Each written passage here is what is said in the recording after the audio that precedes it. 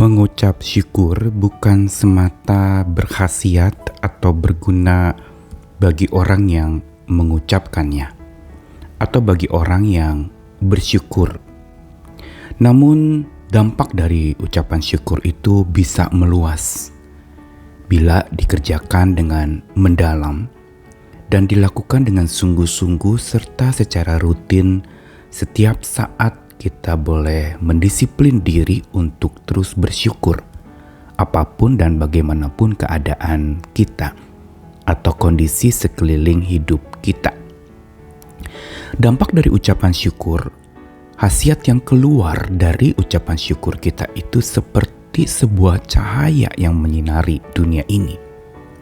Bayangkan bila begitu banyak pribadi-pribadi yang senantiasa bersyukur dan ucapan syukurnya itu menjadi filosofi hidup setiap pribadi sehingga mempengaruhi komunitasnya, lalu dari komunitasnya lebih luas lagi mempengaruhi sekelilingnya bahkan sampai ke dunia yang lebih luas lagi.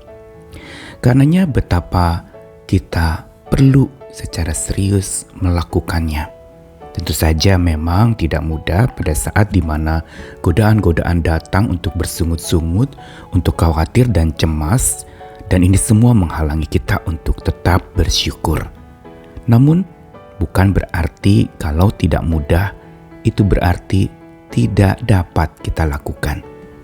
Ada rahasia yang kita bisa pakai sebagai langkah awal untuk supaya bisa belajar bersyukur hingga bersyukur itu memancarkan cahaya kemana-mana.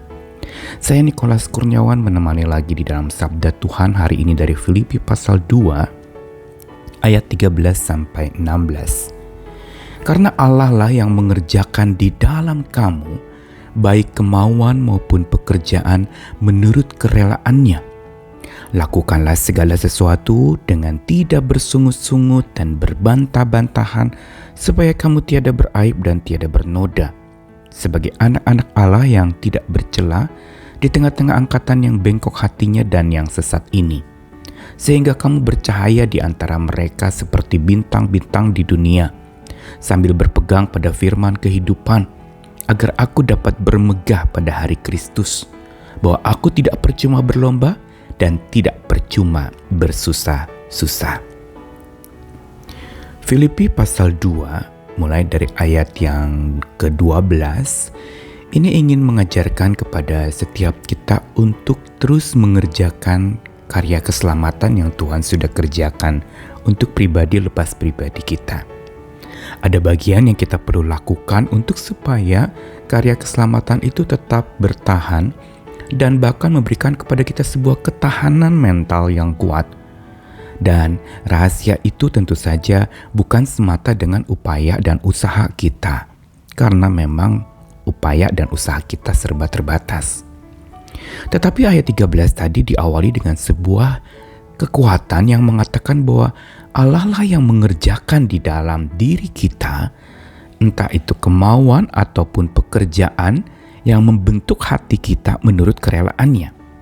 Inilah yang menjadi andalan kita untuk supaya kita bisa tetap bersyukur, yaitu Allah yang bekerja di dalam diri kita.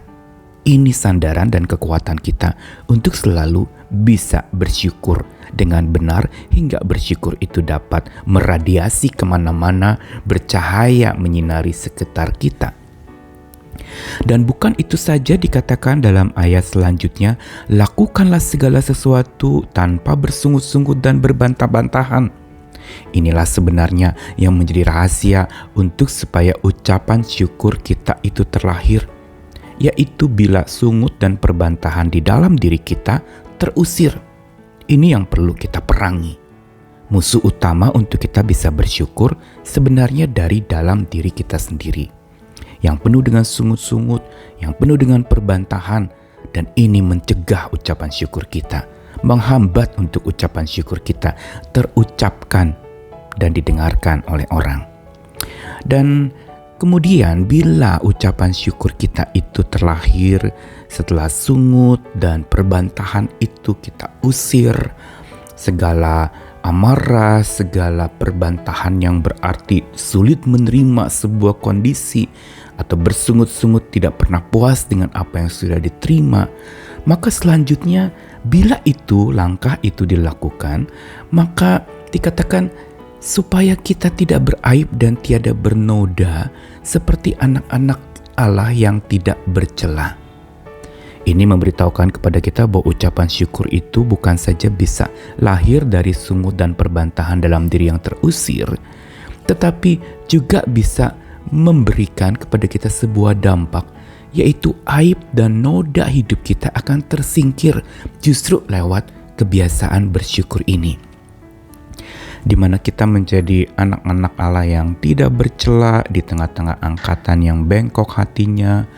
Dan lalu kemudian dikatakan lagi lebih luas lagi bahwa ucapan syukur itu membuat kita bisa bercahaya di antara orang-orang yang bengkok hatinya dan sesat seperti bintang-bintang di dunia. Dan inilah penghiburan kita, bahwa ucapan syukur kita yang sederhana, yang lahir dari hati yang memuji Tuhan, yang mengagungkan Tuhan dan membiarkan Tuhan bekerja dalam hati kita, itu akan berdampak kepada dunia ini menjadi seperti bintang-bintang di dunia. Sehingga bagi dunia cahaya syukur itu hadir melalui hidup kita. Inilah yang menjadi kekuatan kita dan membuat kita bisa menyadari bahwa ucapan syukur kita bukan semata membuat kita lega, tapi juga membuat dunia ini mengalami akan kasih Tuhan, mengenal Tuhan melalui ucapan syukur kita, mengenal akan betapa Tuhan yang selalu bekerja di dalam diri kita dan tidak pernah henti untuk memulihkan hidup kita.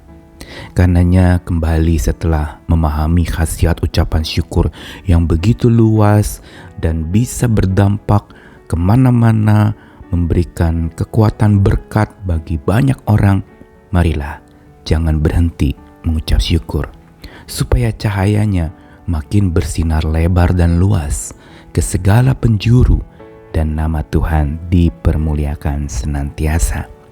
Tuhan mengasihi kita sekalian, mari tetap bersyukur agar cahaya ucapan syukur itu tak henti memancar melalui hidup kita. Selamat bersyukur sambil bercahaya bagi Tuhan kita. Amin.